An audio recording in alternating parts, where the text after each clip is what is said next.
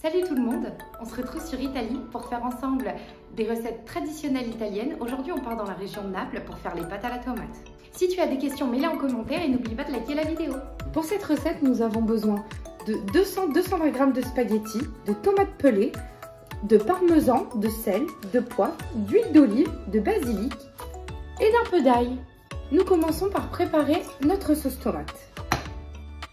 De l'huile d'olive, votre gousse d'ail. Une fois que notre huile est bien chaude et que l'ail commence à colorer un tout petit peu, on baisse le feu pour incorporer les tomates. On prend une fourchette et on les écrase.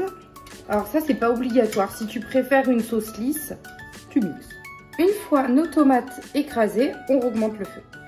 On y ajoute notre poivre, notre sel, nos feuilles de basilic. Si jamais tu trouves que ta sauce est un peu trop acide, n'hésite pas à y rajouter un peu de sucre. Et voilà, notre sauce est prête, on va la laisser mijoter un petit peu et en attendant, on va commencer à préparer les pâtes. Pendant que l'eau des pâtes chauffe, on couvre pour laisser mijoter. En attendant que notre eau des pâtes bout, on râpe du parmesan.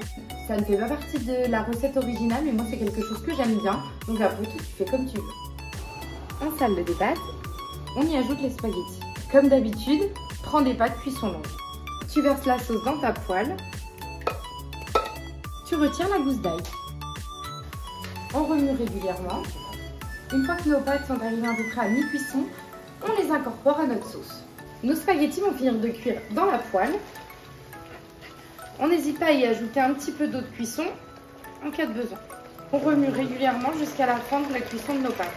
Comme d'habitude, n'hésite pas à goûter pour savoir si tes pâtes sont assez cuites. La cuisson est parfaite, on peut couper le feu.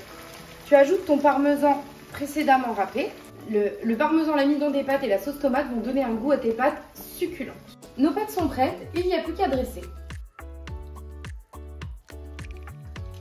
On y ajoute notre parmesan, notre feuille de basilic, un filet d'huile d'olive. Et voilà! J'espère que cette recette t'a plu, on se retrouve très vite dans une nouvelle vidéo et n'oublie pas de t'abonner si tu ne veux pas la louper.